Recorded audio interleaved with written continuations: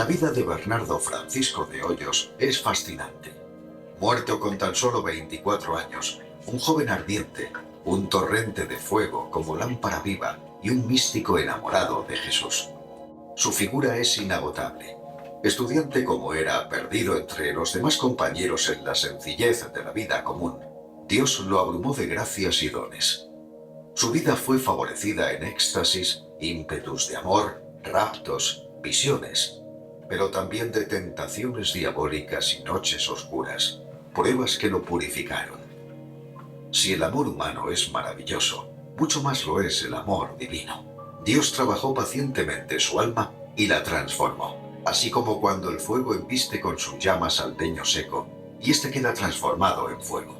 El corazón de Bernardo ardía en llamas vivas sin la menor sombra de egoísmo o suciedad. A su llegada a este colegio ya estaba el rojo vivo, la temperatura ideal para la gran misión que se le iba a encomendar: acercar a las almas al corazón de Jesús, a esta fuente inagotable de vida. Todos los que le conocían quedaban atraídos como por un imán hacia él. Percibían que aquel joven, pequeño de cuerpo, lleno de candor, tenía grandeza de alma y un corazón santo. Fue el instrumento que Dios eligió para escribir en España su mensaje de amor. Escogido como su primer apóstol, removió a España entera para incendiarla en sus llamas. Desde su pequeño aposento, sin más instrumentos que el papel y la pluma, ejerció un apostolado inmenso. Bernardo, adentrado en el misterio de su corazón, pudo decir con el apóstol San Pablo: a mí, el más pequeño de todos los santos, se me ha concedido esta gracia: anunciar la anchura, altura, largura y profundidad del amor de Cristo. Nos va a anunciar el misterio central de la vida cristiana: que Jesús está vivo, que su corazón palpita de amor por ti, que es sensible a tu respuesta de amor. Es un corazón que hoy sufre pasión por tantas ofensas como recibe de los hombres, y están mendigando tu calor, tu amor de reparación. Bernardo, convidado por Jesús a meter su corazón en el suyo por la herida, se consagra al corazón de Cristo el 12 de julio de 1733, firmando con esta rúbrica: discípulo amantísimo del Sagrado Corazón de Jesús, Bernardo Francisco de Hoyos. Entendí que Jesús recibía mi nombre en su corazón. Una vez consagrado, pasó el día de rodillas ante la Eucaristía, reparando con su amor tantas ingratitudes. Entendía que, en adelante, el corazón de Jesús debía ser su único refugio y consuelo en los trabajos. Bernardo descubrió la sed de Jesucristo por la salvación de las almas, y sintiéndose devorado por esa misma sed, puso toda su persona al servicio del plan de salvación. Todo redimido por Cristo tiene que ser redentor con él.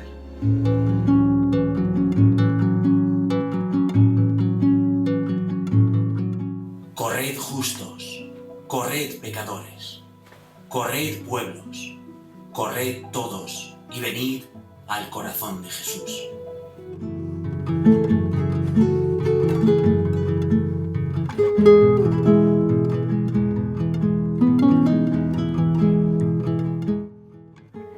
Bueno, estamos en la capilla de la Congregación Mariana.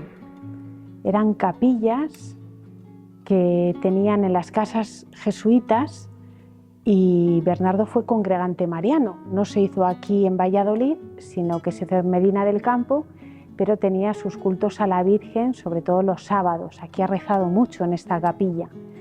Era pues algo que se ofrecía a los jesuitas más virtuosos, porque tenían una serie de obligaciones a mayores, ¿no?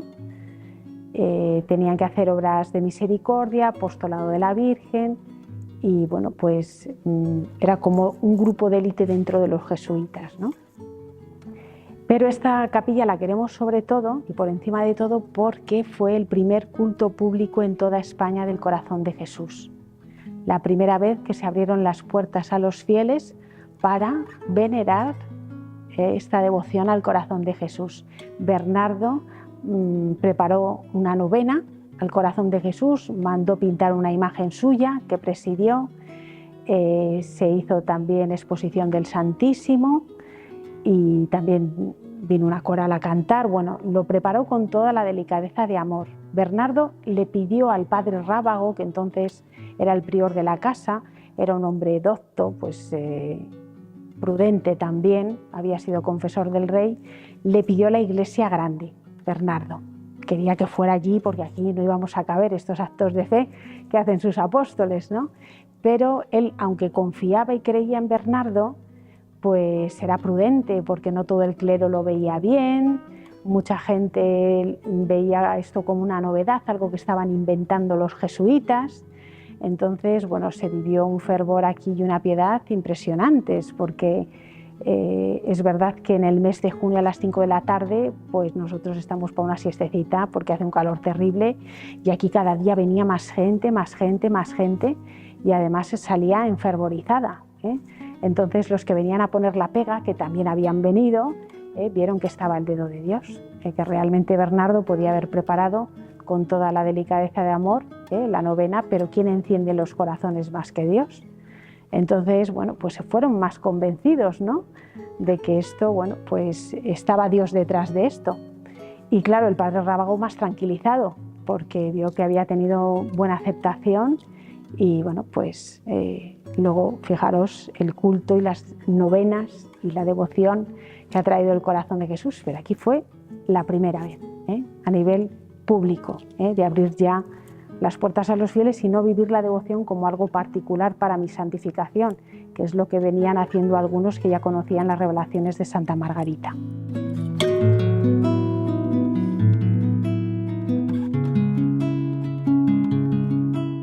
Oh Padre mío, qué felices somos, qué dicha tan grande que el Señor nos haya abierto su corazón. Qué fortuna que nos haya querido, aunque tan inútiles, por instrumentos para extender su culto. Ofrezcámosle nuestros corazones, nuestras vidas y nuestra sangre, todo consagrado a su corazón y a la propagación de su culto. Si yo pudiese tener una voz que la oyese todo el mundo para clamar y descubrir a los hombres este tesoro escondido, quiera el mismo corazón dar eficacia a nuestras ideas y perfeccionar lo que por nuestro medio se ha dignado empezar en España acerca de su culto.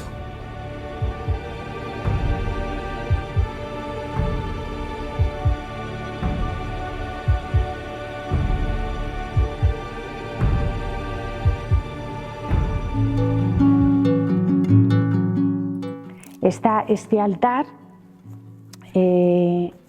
Bernardo de Hoyos, el padre Lapuente, que es la capilla doméstica a la que os voy a llevar, y Carraveraz fue un gran aliado de Bernardo en la difusión. Había vivido en esta casa, él conocía la devoción la revelación dada a Santa Margarita, pero lo vivía de forma particular, privada. No contempló un proyecto de pastoral nacional. Eso fue Bernardo, que fue el que recibió la revelación. Y entonces, bueno, pues se enfadó mucho con su amigo, se carteaban, como no me has hablado de que Margarita ha recibido estas revelaciones, luego él fue quien las recibió, algo impensable para él, y fue un gran aliado. Murió ya desterrado en Italia, allí le tenemos, con la expulsión de los jesuitas, fueron distribuidos por distintas zonas. Y la primera predicación en toda España del corazón de Jesús fue en Bilbao, a través del padre Carraveraz. Y este altar estuvo en la beatificación de Bernardo. Esta iglesia está presidiendo la Inmaculada porque los jesuitas hacían el voto concepcionista para defender ante la Santa Sede el dogma de la Inmaculada. Es nuestra patrona, la hemos defendido mucho y los jesuitas hacían este voto. Bernardo también lo hizo. Bernardo se apuntaba a todo, todo lo que le llevara a Dios. Era un luchador hasta el final. Vivió con intensidad porque aquí llegó con 20 años y a los 24 años se murió. Pues la misión ya la tenía terminada, ¿no? Y está acompañada a la Virgen con sus padres, San Joaquín y Santa Ana. Es lo que más riqueza artística tenemos en la casa porque es de la escuela de Gregorio Fernández. Y en esta capilla también se abrió el proceso de canonización de Bernardo en 1895. Fue un proceso largo porque con la expulsión de los jesuitas quedó ralentizada mucho tiempo, pero claro, luego tampoco había testigos oculares cuando se retomaron la causa y bueno, hubo que llevar otro proceso diferente y la beatificación fue en el 2010. Y bueno, ahora tenemos el segundo milagro ya en el dicasterio, entonces cualquier día, pues como hay una gran torre, le llega su turno y se le canoniza, ¿no? Que bueno, sí, lo que el Señor disponga en sus tiempos, quizás sea para una resurrección de España, para que broten nuevos Bernardos que defiendan el amor de Cristo. Y bueno, pues Bernardo está siempre en su misión muy escondida. De hecho, no sabemos dónde está enterrado.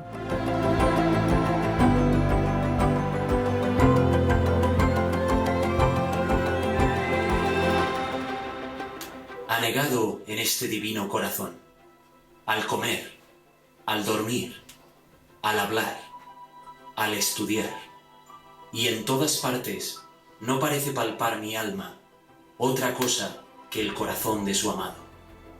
Y cuando estoy delante del Señor sacramentado, aquí es donde se desatan los raudales de sus dulcísimos favores. Y como este culto mira al corazón sacramentado como a su objeto, aquí logra de lleno sus ansias amorosas.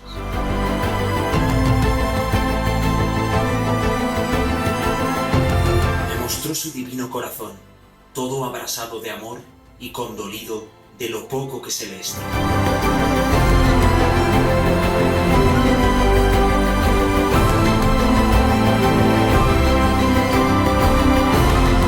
Él no murió en esta casa de jesuitas, murió en otra casa que había en Valladolid, la casa de San Ignacio, que ahora ya solo se conserva la iglesia, ya no está la casa conventual, como es lo que voy a enseñar ahora.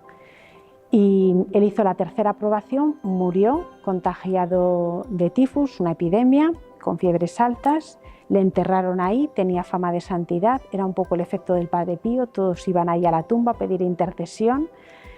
Y entonces cuando pasó a tener las funciones de feligresía, con la expulsión de los jesuitas, los enterramientos de los feligreses eran en las iglesias. Entonces no existían los cementerios. Entonces, para no desubicar su tumba, le pidieron a un sacristán con un familiar que lo trasladaran a otro lugar del templo. De hecho, sabemos que está incorrupto porque en ese traslado dieron fe de que no se había corrompido, pero no desvelaron el lugar. Ha sido una transmisión oral en la familia, pero nunca desvelaron el lugar. Se han hecho 4 excavaciones a pie de planta y no se le encuentra. Yo siempre pienso que un sacristán se sabe todos los recovecos de un templo. No se va a poner a picar un suelo o a entretenerse cuando sabe que ahí hay un hueco y que puede entrar Bernardo. Además, Bernardo ocupaba muy poquito. Tenía el aspecto de un niño, no creció. De hecho, no le querían admitir en la orden de jesuitas porque creían que no tenía la madurez suficiente. Se tuvo que ganar a un provincial jubilado que abogara por él. Ya era muy despierto Bernardo y le admitieron porque su madre, cuando estaba embarazada, no sabía que estaba embarazada, cosas que pasaban en el siglo XVIII. Entonces le aplicaron unas sangrías de aquel tiempo con la navaja, el cuenco de barro, afectó al feto y nació con una complexión débil, enfermiza, el aspecto de un niño bajito. Entonces, bueno, si algún día le encontramos, yo creo que sí, se han hecho esas 4 excavaciones y ahora, bueno, están como un poco más en impasse, ¿no? Pero se pueden retomar excavaciones, búsquedas y bueno, de momento es la providencia de Dios. Él ha querido permanecer escondido. Ya tenemos a la pionera, Santa Margarita, todo su apostolado fue de forma escondida y Él quiere que miremos al corazón de Jesús. A veces nos quedamos mucho más en el instrumento que en el mensaje, ¿no? O lo que señalan sus instrumentos. Entonces Él está feliz donde está porque es su hábitat. Él aquí todo lo hizo muy escondidamente. De hecho, en el colegio no sabían que estaba recibiendo las revelaciones. Solo lo sabía su padre espiritual, el padre Loyola, que está también en el retablo de la basílica, al lado suyo. El provincial de Castilla, que tenían que dar cuentas de conciencia, y el prior de la casa. que también se debían a abrirle su conciencia. Entonces eran 3 personas, a él le veían virtuoso, realmente ejemplar, pero nadie se imaginaba que el más pequeñito, el más insignificante, el que parece que no es nadie, estaba recibiendo la gracia más impresionante para la difusión de la devoción, de una forma muy universal. Y luego él se valió de mucha ayuda, empezó a liar a todo el mundo. Era pequeñito, sabía sus limitaciones y en eso era muy realista. En nuestro apostolado a veces todo lo queremos hacer nosotros. No, él sabía que si en la edición, por ejemplo, del libro del Tesoro Escondido, su padre espiritual tenía más tablas de redacción, pues que escribiera, aunque él hilvanó todo el hilo del libro, ¿no? Entonces sabía tirar, ¿no? Y dejarse ayudar para dar una proyección con mucha más potencialidad, cosa que nosotros pues tenemos que aprender bastante.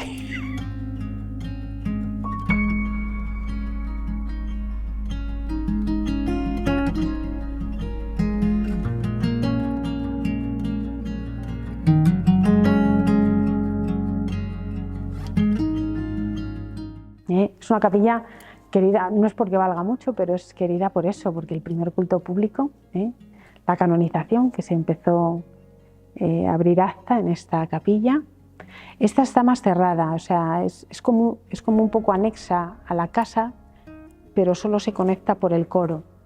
Entonces, digamos que está como más apartada, y sí que es verdad que se utiliza mucho en verano para ejercicios, retiros, también la delegación de juventud hace aquí sus encuentros, hay misas, pero claro, no para nada la proyección que tiene la basílica como lugar propio de la revelación en ese presbiterio. Ese presbiterio es nuestra capelina del corazón de Jesús. Y esto es algo que cuando la gente lo descubre dicen, madre mía, pues es que sí, es más que Fátima. Y no hemos venido nunca y es la primera vez y no nos lo han contado. Digo, bueno, pues esto es como el tesoro, hay que buscar, hay que desenterrar el tesoro. Siempre lo encuentra el que está en búsqueda. El Señor siempre se revela cuando hay una disposición interior, cuando hay una dimensión de búsqueda interior. Entonces, bueno, siempre en el momento que Dios dispone, pero sí que es verdad que es algo muy desconocido para nuestra España, este lugar de revelación. Yo siempre digo, en España tenemos 2 sitios los más potentes, la revelación del corazón de Jesús aquí y la revelación del corazón de María en Pontevedra y en Tui. Tenemos un Fátima español que no conoce nadie. Esto es impresionante. Se reveló el corazón de María a Lucía cuando ya habían muerto Jacinta y Francisco, para pedirle las dimensiones de los fines de la devoción al corazón de María, la consagración a su corazón inmaculado y la reparación de los primeros sábados. Y eso ocurrió en España, cuando la hermana Lucía era Dorotea, en Pontevedra y en Tui, en esas 2 casas. Y por eso Pontevedra es un santuario que ahora pertenece a la Conferencia Episcopal. O sea, nosotros tenemos un Fátima. Es verdad que una revelación del corazón de Jesús fue dada a los 3 pastorcitos en la capelina, pero las otras 2, esa promesa, ese Pentecostés, vendría a pedir la consagración y vendría a pedir la comunión reparadora, eso ya aconteció en España. Las revelaciones del corazón de Jesús y las del corazón de María. Es verdad que bueno, nosotros en España como que la Inmaculada, que es nuestra patrona, la Virgen del Pilar, es como que acapara nuestra atención, que la Virgen del Pilar, impresionante, porque es una visita en carne mortal. Yo siempre digo a la gente que no es una aparición, que fue una bilocación, una traslación, que ya vivía antes de su asunción, vino a alentar aquí al apóstol. Eso, yo pienso que la Virgen haría muchas de estas, pero que la tradición recoge, que la Iglesia reconozca, pues la del Pilar. Y además, cuando yo en una ocasión tuve peregrinos de Portugal, que oyeron la promesa de que el Pilar no faltaría, como indicación de que la fe no faltaría en España, se sorprendían estos portugueses porque, claro, dijo la Virgen en Fátima que la fe no faltaría a Portugal en las revelaciones en Fátima. Y entonces, claro, yo les decía que, claro, cuando vino la Virgen a Zaragoza a alentar al apóstol, Hispania era Portugal y España unidas, esa era la Hispania. Digo, solo confirmó en Fátima lo que ya garantizó aquí simbolizado en el pilar.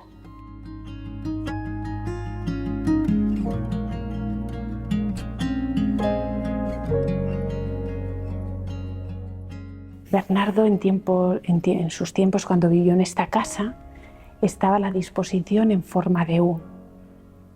Entonces hacían la lectura espiritual mientras se comía y él tenía los turnos como cualquier jesuita.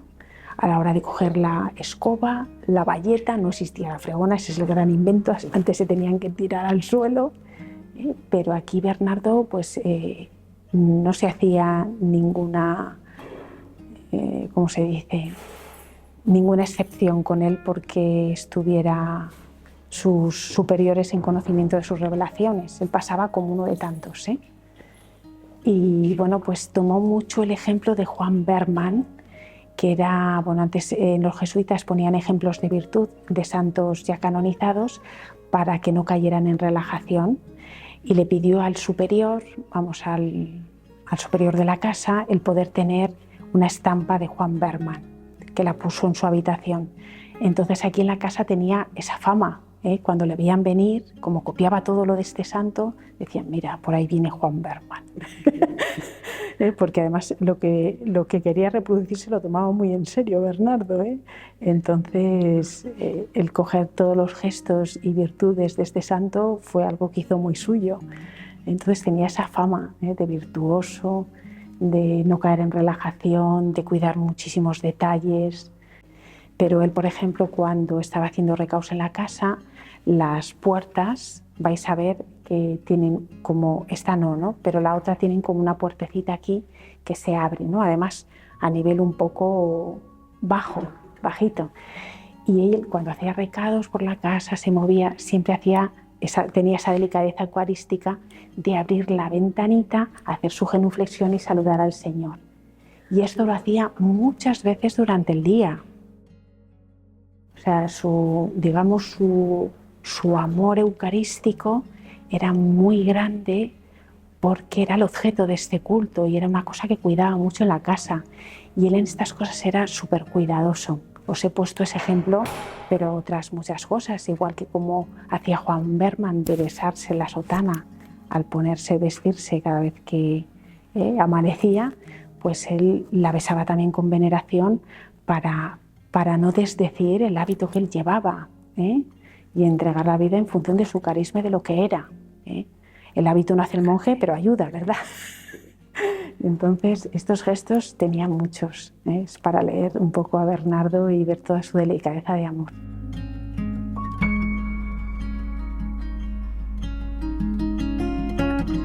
Bueno, pues la capilla del Padre Lapuente era la capilla doméstica de la casa donde rezaban a diario, donde tenían la liturgia de las horas y donde es una capilla muy frecuentada por los jesuitas aquí en la casa. Murió el Padre Lapuente, que era el prior de esta casa, en 3 ocasiones. Murió con fama de santidad y sus aposentos, donde él tenía el despacho, donde tenía su cama, lo transformaron en una capilla. Bernardo, cuando llegó a la casa, ya lo conoció convertido en capilla. El Padre Lapuente le tenemos enterrado en un lugar principal que es el presbiterio de la Basílica. De hecho, es venerable, su causa no prosiguió por todas las expulsiones de los jesuitas, pero fue un maestro en el espíritu. Muchas órdenes, no solo la de los jesuitas, se formaban con los escritos del Padre Lapuente, porque era un maestro, ¿no? Y fue discípulo del Padre Baltasar Álvarez, que fue el confesor de Santa Teresa.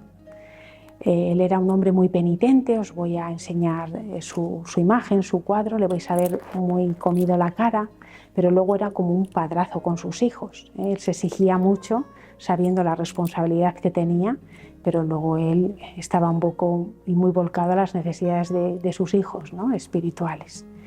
Entonces, bueno, los padres, o simplemente una anécdota para que veáis lo que le querían al padre Lapuente.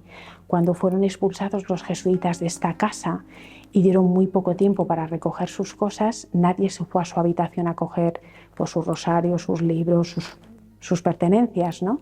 Sino que todos se fueron como locos a besar la lápida del padre Lapuente en la basílica, porque para ellos lo más importante que dejaban en sus casas eran sus santos.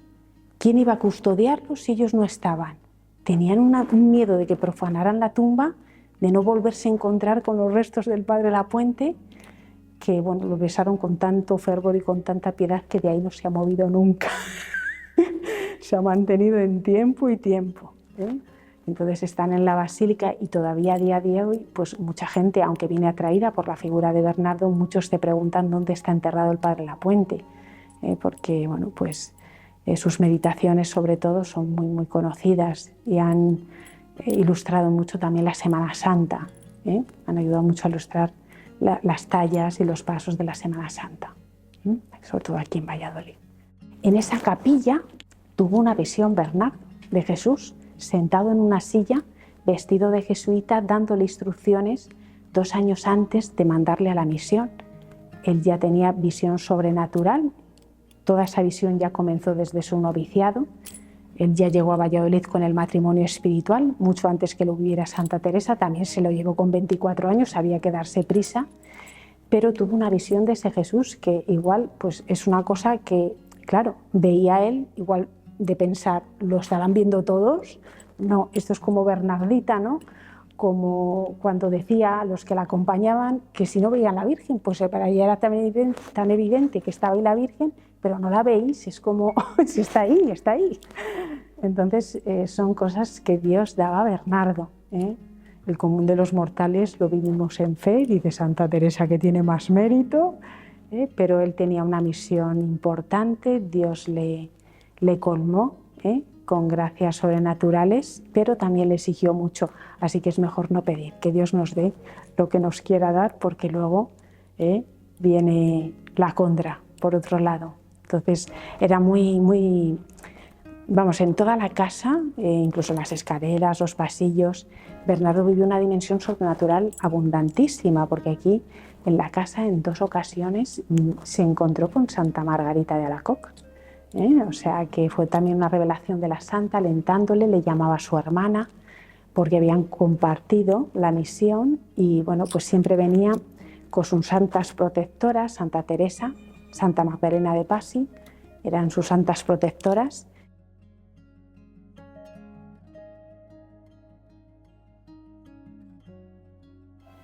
Cuando hago reflexión sobre mi espíritu, me pasmo, me asombro al verme tan desemejante al que en algún tiempo era. Este es el relicario que estaba en la capilla del padre Lapuente, la capilla doméstica, con otra parte del relicario que está en la otra sacristía, porque los jesuitas les gustaba mucho tener las reliquias, sobre todo de mártires, en sus casas, porque por el protestantismo ellos, como combatían las herejías y en la defensa de la doctrina, el protestantismo pues tenía como esa imagen más de las reliquias como algo de superstición, de idolatría, y después del Concilio de Trento se dio la intercesión de los santos y ellos querían tener bueno, pues esta presencia de los santos para de alguna manera también afirmar esa intercesión que recibimos de ellos. Entonces ellos introducían sobre todo las reliquias de los mártires porque se educaban para el martirio. Los jesuitas antes, pues si se iban de misión a un lugar donde bueno, pues te puedes encontrar caníbales, te puedes encontrar lo que sea, lo más fácil es que murieran mártires. Entonces integraban esa formación en su proceso y para ellos la mayor gloria era morir mártir. Entonces las daban una de besos a las reliquias de los mártires. Las que hay las tenemos en álbumes, pero no son santos que conozcamos porque son de las primeras comunidades cristianas. No es una Teresita, una Bernardita, un cura de Asnos, son nombres un poco arcanos para nosotros que no, pero sí que las tenemos documentadas y las regalaban los obispos y también las traía sobre todo San Francisco de Borja, también como regalos de la nobleza, ¿no? de gente de la nobleza que él conocía. Entonces en sus casas sí que había importantes relicarios y esta casa tenía el suyo.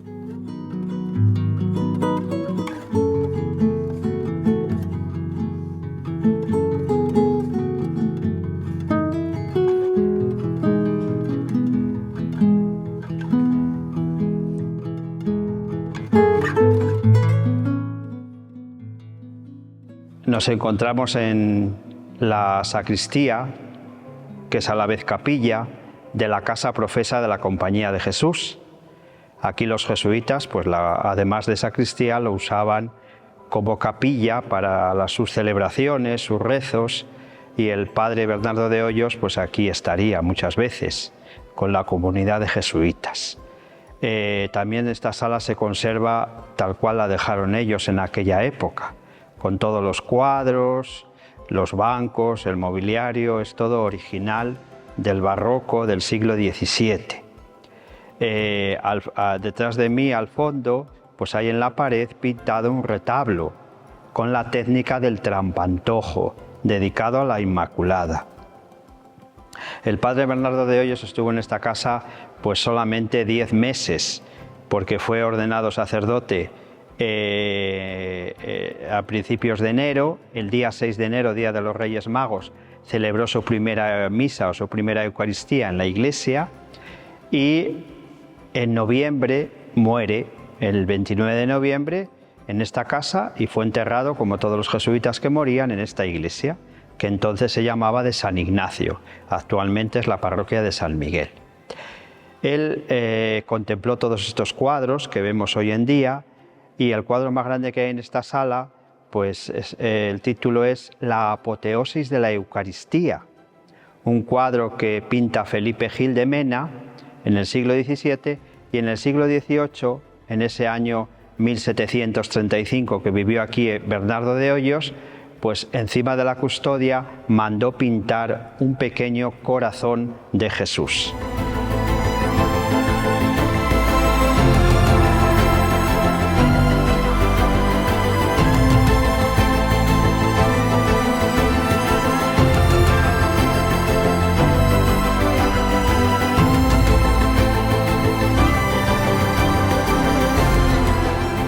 Nos encontramos en la capilla de la Congregación de la Buena Muerte, con un retablo barroco espectacular, un retablo de los denominados teatro, que la mesa de altar se abre y sale la escena del Cristo muerto o Cristo yacente acompañado de la Virgen Dolorosa. Y en este altar fue donde el beato Bernardo de Hoyos celebró su primera misa. Y para celebrar esa primera misa mandó colocar el corazón de Jesús, que lo vemos en el centro en un cuadro bordado, y también tallado en las dos puertas que vemos ahora abiertas. Entonces aquí estamos en la capilla donde el beato Bernardo de Hoyos celebró su primera misa y celebraría muchas más los meses que estuvo aquí en esta casa profesa de la Compañía de Jesús. Son las primeras representaciones del corazón aquí en España. Sí, porque la devoción pues en Paray-le-Monial existía antes. El padre Bernardo de Hoyos leyó y se informó bastante antes de traer la devoción aquí a Valladolid.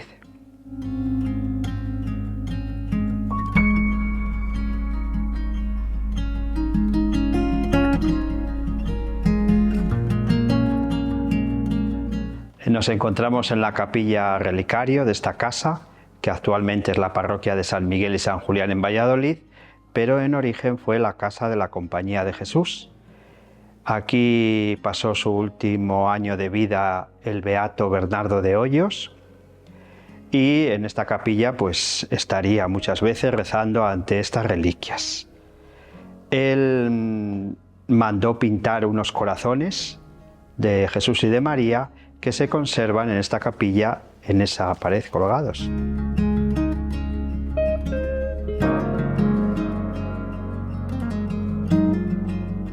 El conjunto de esta capilla pues, se conserva tal cual la dejaron los jesuitas después de la expulsión en el año 1767.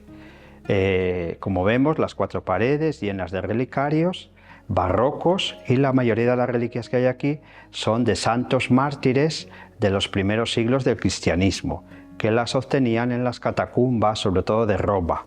La gran mayoría no están identificados, lo único que existen son unos documentos con unos listados de nombres de santos y santas mártires. En algunos de los contenedores de reliquias, pues sí, pone el nombre, pero más de la mitad no se conoce.